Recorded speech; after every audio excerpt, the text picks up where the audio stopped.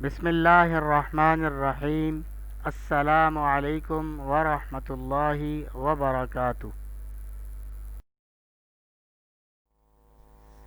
سبق نمبر 13 ہماری پڑھائی کے حساب سے اور کتاب کی ترتیب کے لحاظ سے سبق نمبر 11، جس کا نام ہے ڈسٹرکٹ بورڈ کی ڈسپنسری۔ اس کے مصنف ہیں قدرت اللہ شہاب صاحب۔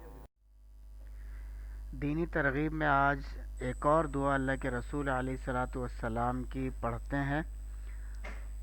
حضرت جابر بن عبداللہ رضی اللہ تعالیٰ عنہ سے روایت ہے کہ رسول اللہ صلی اللہ علیہ وسلم نے ایک مرتبہ ایک کوڑھ زدہ مریض کے ساتھ کھانا تناول فرمایا اور یہ دعا پڑھی: بسم اللہ ثقتم باللہ وتوکلاً علیہ، اللہ کے نام سے، اسی کے بھروسے پر اور اسی پر اعتماد کرتے ہوئے۔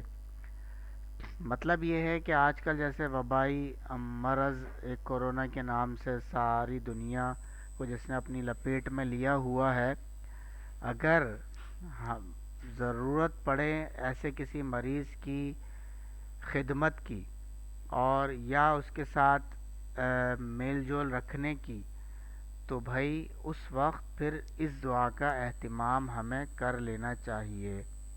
کیا دعا ہے؟ بسم اللہ ثقتم باللہ وتوکلاً علیہ، اللہ کے نام سے، اسی کے بھروسے پر اور اسی پر اعتماد کرتے ہوئے۔ بعض دفعہ ایسے مریض کے ساتھ ہو سکتا ہے کھانا بھی کھانا پڑ جائے، یا جن لوگوں کا ان سے معاملہ رہتا ہے، مثلا ڈاکٹرز ہیں، طبی عملہ ہے اور خدمت خلق کے کارکنان ہیں، تو وہ بھی اس دعا کا اہتمام ضرور کریں۔ اللہ تعالی ہم سب کی ہر طرح کے مرض سے حفاظت فرمائے۔ حاصلات تعلم آج دو ہیں جی، سبق کا خلاصہ جان سکیں اور مشقی سوالات حل کر سکیں، مشق میں جو سوالات موجود ہیں وہ حل کر سکیں۔ سبق کا خلاصہ دیکھ لیجئے جی۔ سبق کا نام ہے ڈسٹرکٹ بورڈ کی ڈسپنسری اور اس کے مصنف ہیں قدرت اللہ شہاب صاحب۔ تو دیکھیے خلاصہ کیا ہے۔ مصنف سرکاری افسر تھے، بیان کرتے ہیں کہ ایک مقام پر ڈسٹرکٹ بورڈ کا ڈاک بنگلہ کھلا تھا، چھت غائب تھی۔ چوکیدار نے بتایا کہ چھت سیلاب سے گر گئی ہے۔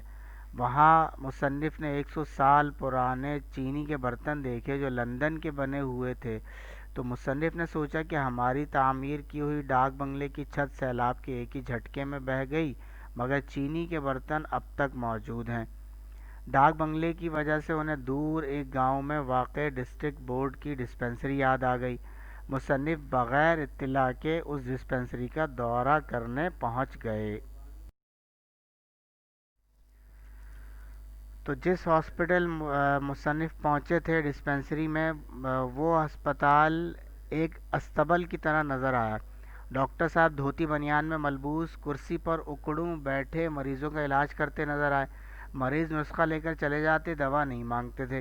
مصنف نے خود تو نہیں بتایا، مگر گاؤں کے نمبردار نے آ کر ڈاکٹر کو بتا دیا کہ مصنف ضلع جھنگ کے ڈپٹی کمشنر ہیں۔ ڈاکٹر نے انہیں ڈسپنسری کا دورہ کروایا، جہاں سوائے 2-3 دوائیوں اور باسی پانی کے کچھ نہ تھا۔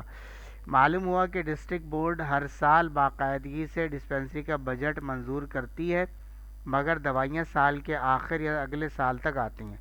ڈاکٹر نے یہ بھی بتایا کہ مریضوں کی تعداد میں ہر سال اضافہ ہو رہا ہے۔ مزید یہ کہ اسپتال میں ایک جگہ ڈاکٹر صاحب نے اپنی بھینس باندھی ہوئی تھی، جو مصنف کو دورہ کرانے سے پہلے ہٹا دی گئی تھی، مگر گوبر کی تازہ نشانات موجود تھے۔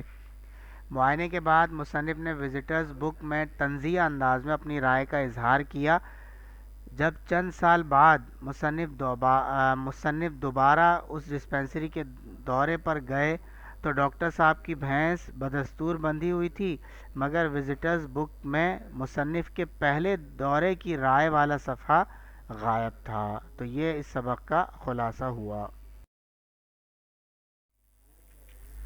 چلیے جی، اب خلاصے کے بعد مشق کے سوالات کی طرف آتے ہیں۔ پہلا سوال ہے، درج ذیل سوالات کے جواب دیجیے۔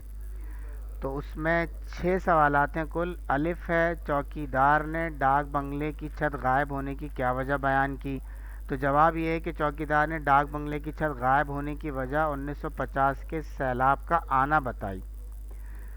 بے ہے سوال بے، مصنف نے دیہات میں گھومنے کے شوق کی کیا وجہ بیان کی؟ تو اس کا جواب یہ ہے کہ مصنف بغیر اطلاع دیے دیہات میں گھومنے کی وجہ بیان کرتے ہوئے کہتے ہیں کہ اس طرح انسان کی آنکھ ان نظاروں کا مشاہدہ کر سکتی ہے جو ڈپٹی کمشنر کی آنکھ کو نصیب نہیں ہوتے. سوال جیم ہے، مصنف کو جو گاؤں میں استبل نظر آیا دراصل وہ کیا تھا؟ تو جواب یہ کہ مصنف کو جو گاؤں میں استبل نظر آیا وہ ڈسٹرکٹ بورڈ کی ڈسپنسری تھی. سوال دال ہے، مصنف نے اسپتال کے انڈور وارڈ کو کیسا پایا؟